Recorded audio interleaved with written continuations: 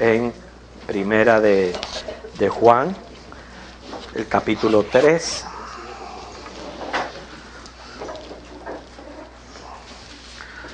La semana pasada estuvimos viendo hasta el versículo 6, pero ese es un versículo lo cual puede traernos confusión y duda en cuanto a la salvación. Y es por eso que merita que volvamos a él, que hagamos más comentarios, que abundemos más, porque cuando se trata de la salvación de nuestras almas, no queremos jugar con ese tema, queremos estar seguros. Dice el Señor que muchos me dirán, Señor, Señor, y no entrarán en el reino de los cielos. Así que lo que está haciendo Juan es precisamente poniéndonos delante las características de un verdadero creyente, y una de nuestras realidades es que compartimos una naturaleza pecaminosa. Sin embargo, el versículo dice: todo aquel que permanece en él no peca, y todo aquel que peca no le ha visto ni le ha conocido. Vamos a tratar de aclarar esa frase: todo aquel que permanece en él no peca. ¿Por qué? Porque nosotros somos cristianos, somos hijos de Dios, pero somos pecadores. Pecamos todos los días. Y cuando él dice aquí, no peca, en ningún momento se está contradiciendo lo que él mismo dijo en el versículo 10 del primer capítulo, donde dice que si decimos que no tenemos pecado, hacemos a Dios mentiroso. Entonces, ¿a qué se está refiriendo Juan cuando dice todo aquel que permanece en él no peca? Bueno, lo que se está refiriendo a es el momento en que nosotros permanecemos en él. Estuvimos explicando que violar la ley de Dios es pecado, rebelarnos contra su voluntad es pecado. Entonces, siempre que nos encontremos haciendo la voluntad de Dios, obviamente no vamos a pecar, pero van a haber tiempos que no.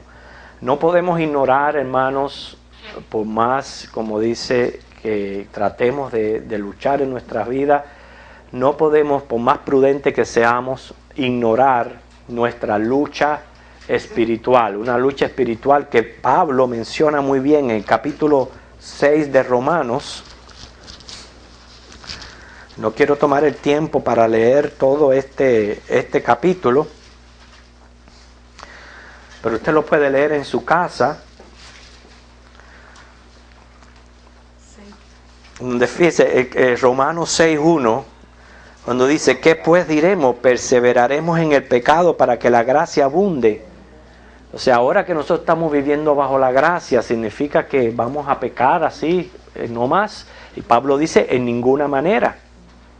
Sin embargo, dice 12, no reine el pecado en vuestro cuerpo mortal, de modo que lo obedezcáis en sus concupiscencias. Estuvimos explicando la semana pasada la diferencia que hay entre justificación y santificación, y esto es bien importante que nosotros lo entendamos.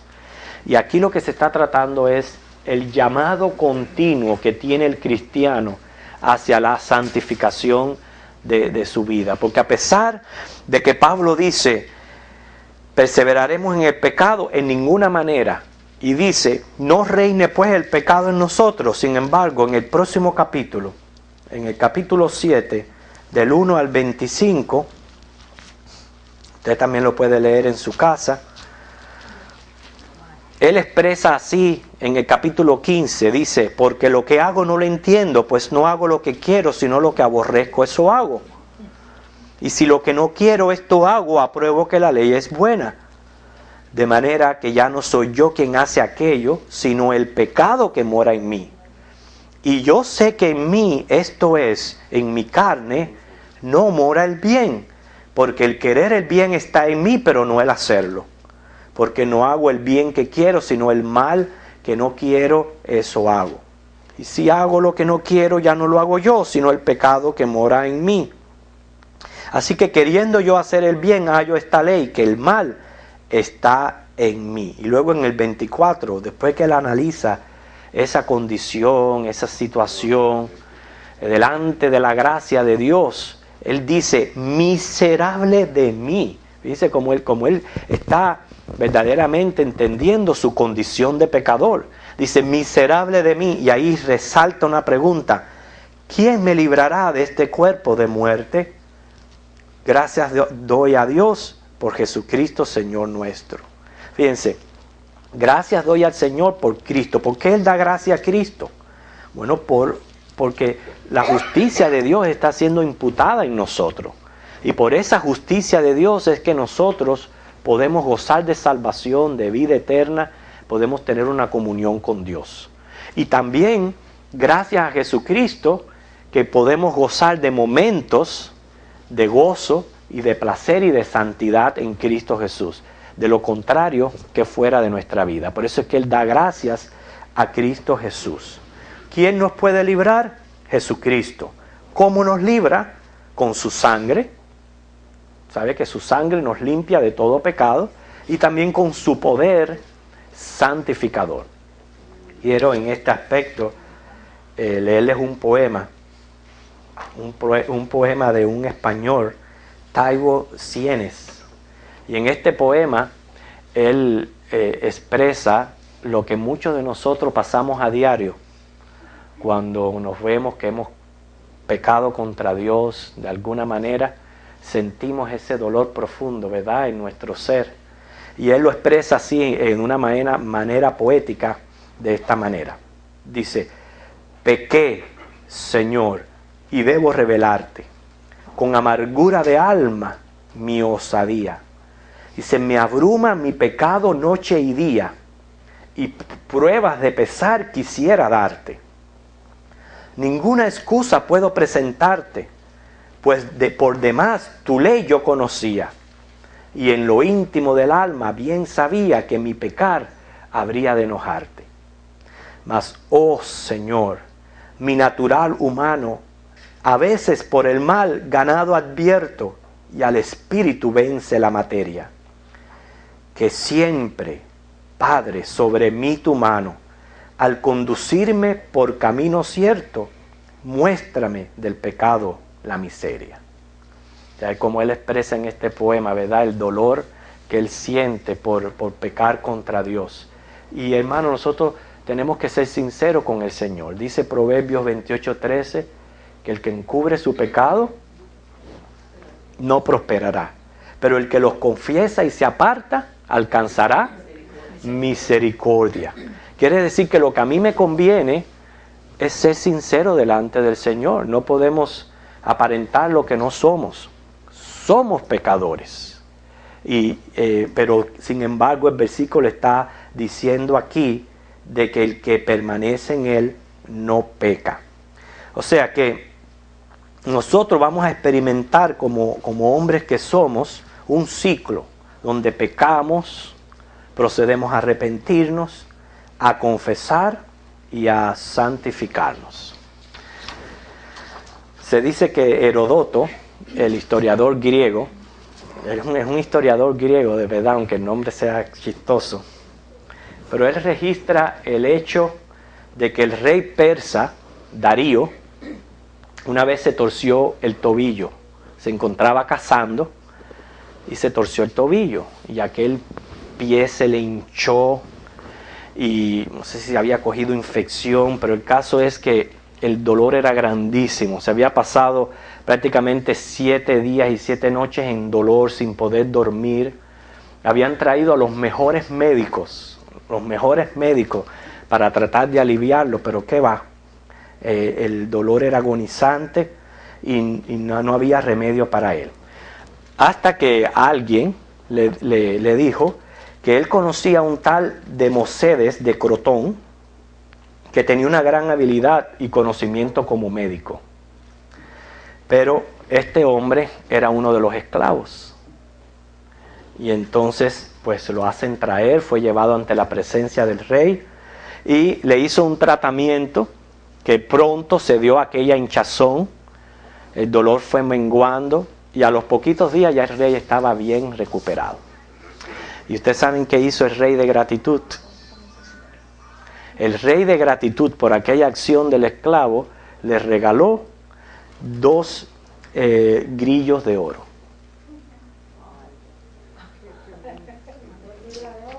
Dos grillos de oro. Grillos de oro.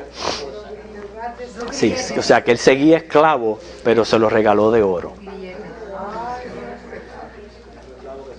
Le quiero decir que eso es lo que hace el pecado en nosotros, hermanos.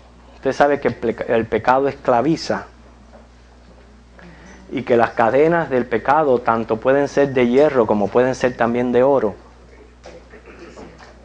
A veces nosotros decimos, no, porque cuando vine a Cristo ya el Señor me liberó de todas esas cadenas de hierro.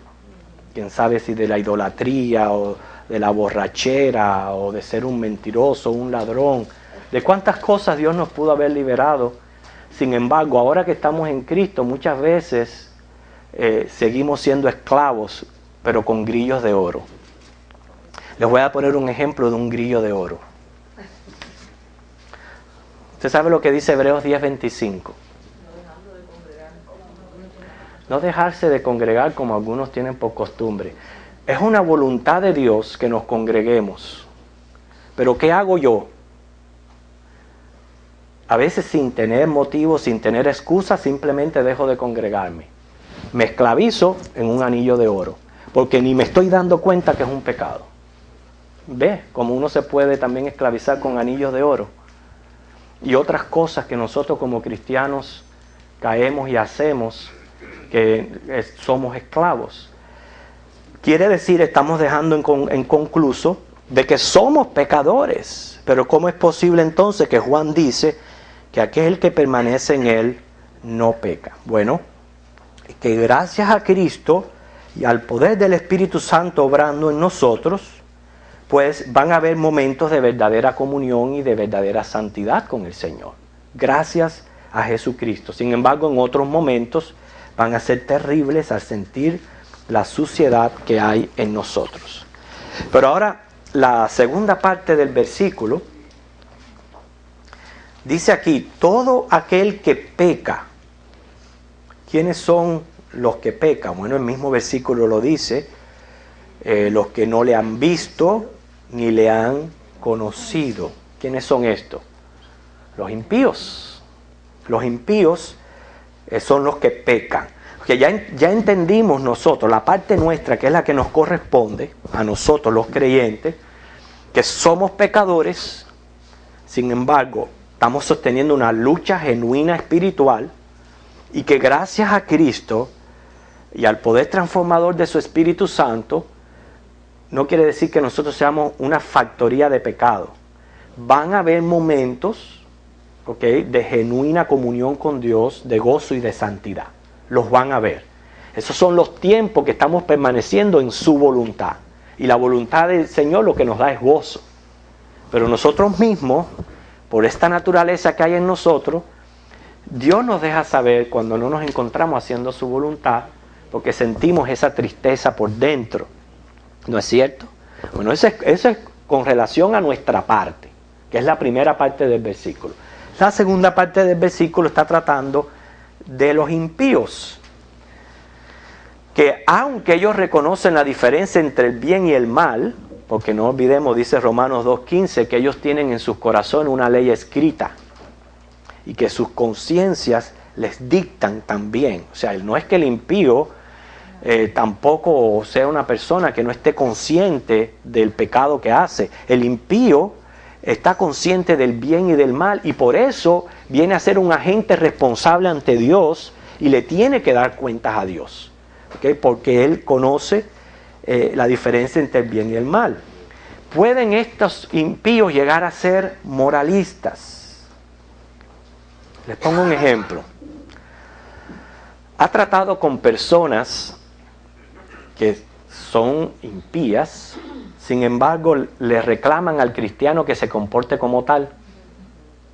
¿Sí? ¿Cuántos de ustedes se han tropezado con personas así? Son impías, pero saben muy bien cuándo reclamarle al cristiano cómo debe de comportarse. ¿Ok? ¿Por qué? Porque conoce cómo debe comportarse una persona, mas sin embargo no se comportan así. ¿Cuál es la razón? Porque no tienen en cuenta a Dios. Dice, no le han visto, no le han conocido. Les expliqué la otra vez que muchas de las personas, inclusive pueden ser moralistas, porque lo que están es protegiendo su reputación. No es porque tengan en cuenta a Dios, ¿entiende? Pero de lo que están es protegiendo su reputación, y por eso es que se cuidan del qué dirán y se cuidan de esto y de lo otro. Pero no tienen en cuenta a Dios, no le han visto. Bueno, y nosotros decimos, ¿es que acaso nosotros le hemos visto a Dios? ¿Ha visto usted a Dios? ¿Cómo le vamos a ver si Él es invisible? Si en esencia Él es espíritu y Él es invisible, aunque Él lo llena todo, pero esa es su esencia. Pero nosotros le vemos con los ojos de la fe. Nosotros le vemos en la creación. Nosotros le vemos de muchas maneras. O sea, no una manera visual, pero le vemos de muchas maneras. Pero cuando dice aquí no le han visto, es que ellos no creen en Él, no profesan fe en Él. Y cuando dice no lo han conocido, ¿qué es lo que conocemos nosotros, los creyentes? Creo que conocemos un poquito más de decir simplemente Él es creador. Porque eso cualquiera lo puede decir. Cualquiera puede decir Dios es creador. Y cualquiera puede decir una expresión, ay Dios mío. Cualquiera lo puede decir. Pero nosotros conocemos que ese Dios creador es santo y es justo. Y como es santo y es justo, debe ser temido. Y como debe ser temido, es su carácter santo y justo, es nuestra motivación precisamente para permanecer en Él y para no pecar. ¿Pero ustedes creen que esto lo tenga en cuenta el impío? No. No lo tiene en cuenta el impío. La realidad es que todos los seres humanos pecamos. La diferencia está en tener en cuenta a Dios y el genuino temor y reverencia a su persona. Pero en el momento que permanecemos en Él haciendo su voluntad, no pecamos. Y hermanos, esto es lo que nosotros debemos de procurar. Es nuestra lucha diaria, es nuestro deber, el precisamente arreglar mi vida de manera tal que lo que yo procure sean estos momentos de gozo y de felicidad.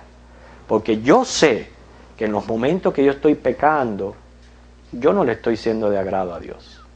Yo lo sé. Y que estoy rebelándome en contra de su voluntad. Y por lo tanto yo tengo que procurar lo contrario. Ahora dice el versículo 7, hijitos, nadie os engañe. El que hace justicia es justo, como Él es justo. Esta porción de Juan es tan importante, hermanos, porque muchos la interpretan pensando de que tienen que seguir guardando su propia justicia para poder mantener la salvación. Usan todos estos versículos para defender más o menos ese ideal, de que creen que guardando su propia justicia, con eso preservan la salvación, si no la pierden. Y eso no es bíblico, o sea, no es una doctrina bíblica. Nosotros somos salvos por la justificación en Cristo Jesús.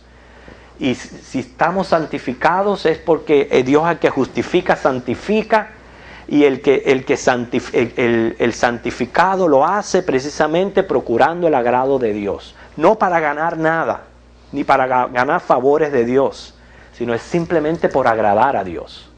Y por agradecimiento es que uno se aparta del pecado. Obviamente, si tú te enfocas en el punto de vista humano, nos conviene apartarnos de pecado, porque el pecado trae consecuencias.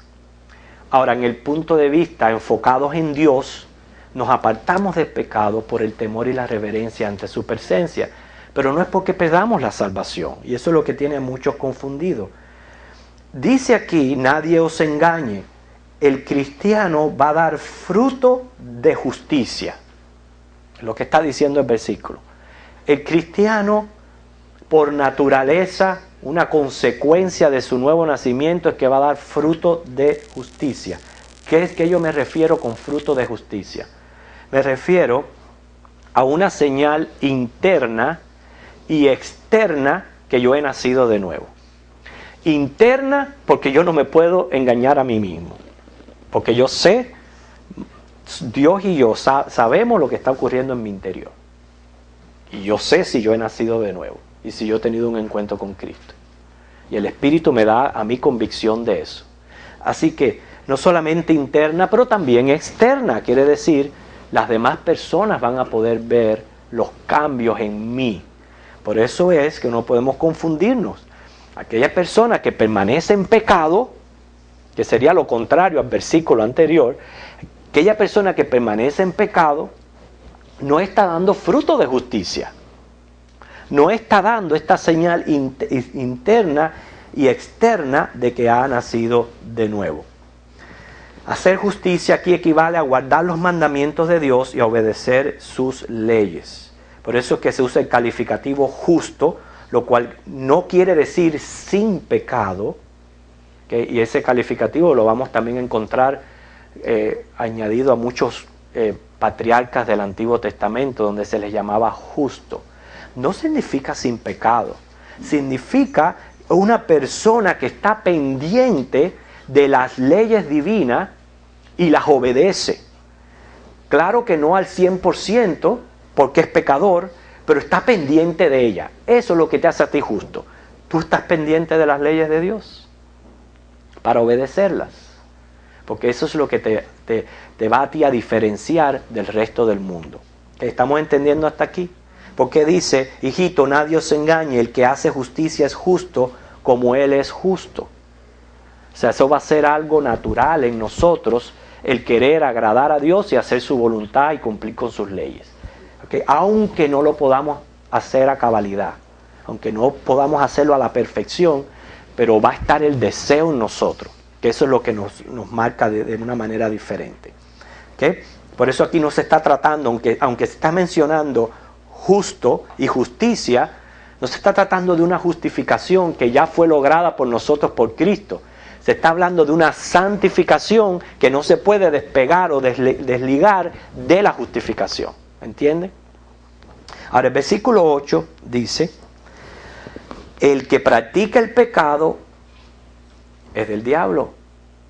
Que ven por qué es importante comentar estos versículos, porque entonces usted también dirá, ay, pero yo he pecado, entonces significa que soy del diablo, significa entonces inmediatamente te pone a dudar de tu salvación y de que si tú eres un verdadero hijo de Dios. ¿Okay? Dice, el que practica el pecado es del diablo, porque el diablo peca desde el principio, para esto apareció el Hijo de Dios, para deshacer las obras del diablo. ¿Okay? Aquí se está refiriendo ahora a los impíos. Les dice hijos del diablo. Pertenecen al diablo, pertenecen al mundo de las tinieblas, son almas rebeldes. Quiere decir, comparten un corazón, una mente y una voluntad opuesta a la de Dios. Y usted lo puede comprobar. Por ejemplo, a las almas rebeldes, una de las cosas que no resisten es que a Dios se le adore y se le alabe. No lo resisten. Por eso que ustedes ven que se sienten incómodos en medio de las canciones, de los cantos cristianos, en medio de un culto. Tú los ves que no caben, se sienten incómodos. ¿Por qué? No resisten que a Dios se le alabe y se le adore. No lo resisten. ¿Okay? Y todo esto, fíjense, se les llama hijos del diablo, no es porque el diablo los haya creado o procreado. Se les está hablando porque tienen las mismas características que tiene el diablo. El diablo, desde el principio, su pecado fue rebelarse contra Dios y su voluntad. Fíjense que Dios creó a este querubín. Y usted puede leer acerca de la historia, la donde único se encuentra la historia de la caída del diablo es en Isaías 14 y Ezequiel 28. Y usted puede leer acerca de la caída del diablo. Pero él era un querubín. Y Dios tenía su propósito para este querubín. Y le había mostrado su voluntad. ¿Dónde está el pecado? Fíjense, la gente se pone a imaginar de que él era el que dirigía la alabanza. Pero nada de eso está en la Biblia. Nada de eso, eso son imaginaciones humanas, nada de eso está en la Biblia. El caso es que Dios tenía una voluntad para este querubín y él no quería hacer la voluntad de Dios. Él quería rebelarse en contra de Dios. Y ese es su pecado, esa es su caída, el rebelarse en contra de Dios. Y fue exactamente lo que hizo el hombre. El hombre que fue creado perfecto en todos sus caminos, cayó rebelándose contra la voluntad de Dios, lo cual estuvimos mencionando el miércoles pasado. ¿Okay? Y de ahí en adelante todo hombre se rebela contra la voluntad de Dios, por tanto necesitamos ser rescatados. Por eso dice el versículo al final, para esto apareció el Hijo de Dios, para deshacer las obras del diablo. No quiere decir que todos hayan sido rescatados, ¿okay? Pero nosotros sí hemos sido rescatados.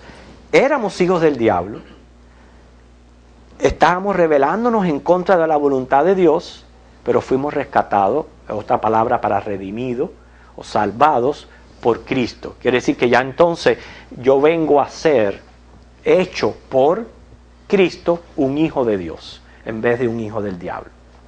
Por eso es que el 9, quiero por lo menos llegar al versículo 9, me queda poco tiempo, dice, todo aquel que es nacido de Dios no practica el pecado, porque la simiente de Dios permanece en él y no puede pecar porque es nacido de Dios. Está mencionando el mismo sentido del 6, ¿okay? Según Riley, aquí se está refiriendo al hábito de pecar, el hábito.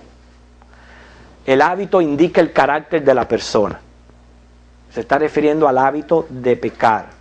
O sea que la divina naturaleza que es impartida al Hijo de Dios impide que el cristiano peque habitualmente, lo que nosotros llamaríamos pecado deliberado. Yo siempre digo, yo soy pecador. Ahora, ¿en qué voy a pecar mañana? ¿En qué yo voy a pecar mañana? Y soy pecador. Yo sé que de alguna manera yo no voy a cumplir la voluntad de Dios. ¿Pero en qué? Ahora usted se imagina, ¿ok?, de que una persona lo sepa. Fíjense, esto es bien difícil porque usted sabe que Santiago 4:17 dice que saber hacer lo bueno y no hacerlo es pecado. ¿Ok? Así que por eso es que nosotros somos pecadores. Alguien dijo, ¿cómo es que siendo tan inteligentes, cultos, educados, dotados, idealistas, artistas, eruditos, todavía somos tan egoístas, intrigantes, chismosos, deshonestos, impacientes, arrogantes y faltos de respeto por otros? ¿Será el pecado? Claro que lo es. Claro que lo es. Pero lo que no se concibe es que un cristiano ya tenga planes para pecar. Usted se imagina que ya usted tenga, así como usted hace un appointment con el dentista, que ya usted tenga una cita con una persona que no sea su cónyuge para mañana o para el fin de semana. No estoy apuntando aquí en el medio al pasillo. Estoy aquí en el pasillo. Sí, estoy en el pasillo aquí. ¿Usted se imagina? Usted dice, soy cristiano y ya tengo una cita para el fin de semana cometer adulterio o fornicación. ¿Usted se cree que eso sea posible? ¿Ok? Es inconcebible en el cristiano, ¿ve? Esa es la diferencia a ser pecador y a practicar el pecado habitualmente, que es lo que se está refiriendo aquí. Pero no solamente eso, que usted mantenga pornografía en su casa, sea en película o sea en lo que sea. ¿Se imagina que usted sea cristiano y mantenga pornografía en su casa? ¿Usted se imagina que usted diga que usted es cristiano y usted esté robando a conciencia, sea en su trabajo, sea la luz, el agua, sea lo que sea, el cable, que es bien famoso, robar con cable? ¿Usted se imagina que usted sea cristiano y usted esté robando y todo esto planificándolo o viviendo bajo mentiras, engaños? con odio en su corazón contra alguien. Le seguí mencionando porque a veces no es nada más que las cadenas de oro, cadenas de hierro, cadenas de oro también. Alejado de Dios, de su iglesia, sentado en silla de encarnecedores. Por eso dice, el que practica el pecado es del diablo. Pero dice 9, todo aquel que es nacido de Dios no practica el pecado. Se está refiriendo a un pecado habitual, deliberado. Pero la semana que viene vamos a seguir viendo el versículo 10 y seguir aprendiendo de lo que Juan nos sigue diciendo. El Señor les bendiga, hermanos.